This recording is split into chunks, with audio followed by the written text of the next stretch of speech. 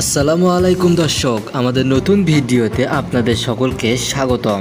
এবার তারেক জিয়ার কথায় ক্ষেপল সেনাপ্রধানের কথায় এবার নতুন করে আবারও দেশে নির্বাচন অনুষ্ঠিত হতে চলেছে। বিগত 10 বছর ধরে বিএনপি নেতাকর্মীরা রাজনীতিতে আসতে চাইলেও তারা তত্ত্বাবধায়ক সরকারের অধীনে নির্বাচন অনুষ্ঠিত হচ্ছে না, এজন্য তারা রাজপথে আসতে পারতেছে না। আর যতবারই তারা রাজপথে এসেছে ততবারই তাদেরকে নানা বাধা বিপত্তি কিংবা হয়রানির মাধ্যমে রাজপথ থেকে অনেক দূরে সরে দেওয়া হয়েছে। তাই তো তারা যতবারই চেয়েছিল রাজপথে নিজেদের জায়গা শক্তপোক্তভাবে দখল করতে, ততবারই তারা ব্যর্থতার পথে পরিচালিত হয়েছে। প্রতিটি ক্ষেত্রেই যেখানে ব্যর্থতার পথ থেকে সফলতার পথে পরিচালিত হওয়ার কথা, সেই ব্যর্থতার পথে বারে বারে পড়তে হচ্ছে বিএনপি নেতাকর্মীদের। কিন্তু এবার তারেক জিয়া সেনাপ্রধানকে চরমভাবে হুঁশিয়ার দিয়ে বলেছে যে তোমরা কিসের রাজনীতিতে আসক্ত, যেখানে একটি দেশের নির্বাচন ব্যবস্থাকে কন্ট্রোল করতে পারতেছ না। তাই তো তারেক জিয়ার কথায় এবার চরমভাবে খেপেছে সেনাপ্রধান। কেননা সেনাপ্রধান প্রথম থেকে চেয়েছিল যে দেশে যেন একটি সুষ্ঠু এবং তত্ত্বাবধায়ক সরকারের অধীনে নির্বাচন অনুষ্ঠিত হয়।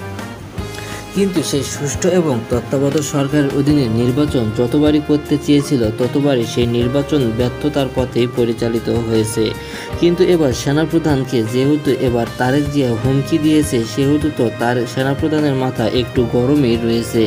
তাই তো সেনাপ্রধান চায় যে দেশে আবারও একটি নতুন নির্বাচন অনুষ্ঠিত হোক এবং এ নির্বাচন হবে শুধু তত্ত্বাবধায়ক সরকারের অধীনে। এবং প্রধানমন্ত্রীকে 7 দিনের ভিতর পদত্যাগ করতে নির্দেশ দিয়েছেন সেনাপ্রধান। আর যদি প্রধানমন্ত্রী 7 দিনের ভিতর পদত্যাগ না করে, তাহলে প্রধানমন্ত্রীর বিরুদ্ধে কঠিন কিংবা কঠিনতম অ্যাকশন ঘোষণা করা হবে।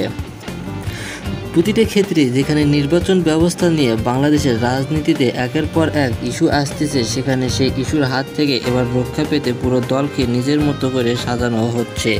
আর দল এবার নিজের মতো করে সাজলে সে দলের রাজনীতিতেও নতুন করে মোড় খুঁজে পাবে দেশ। তাই তো প্রতিটি ক্ষেত্রে এবার নতুন করে নির্বাচনের মাধ্যমে দলকে ক্ষমতায় এনে দলকে আবারও শক্তিশালী করতে চায় বিএনপি নেতাকর্মীরা যতবারই চেয়েছিল ততবারই তারা ব্যর্থ হয়েছিল। কিন্তু এবার যেহেতু সেনাবাহিনী তাদের সঙ্গে রয়েছে, সেহেতু তাদের নির্বাচন করাটা আরও বেশি সুস্বাদু হতে চলেছে। তাই তো এবার নতুন নির্বাচনের মাধ্যমে দলকে ক্ষমতায় এনে নতুনভাবে নিজেদেরকে সাজাতে ব্যস্ত বিএনপি নেতাকর্মীরা।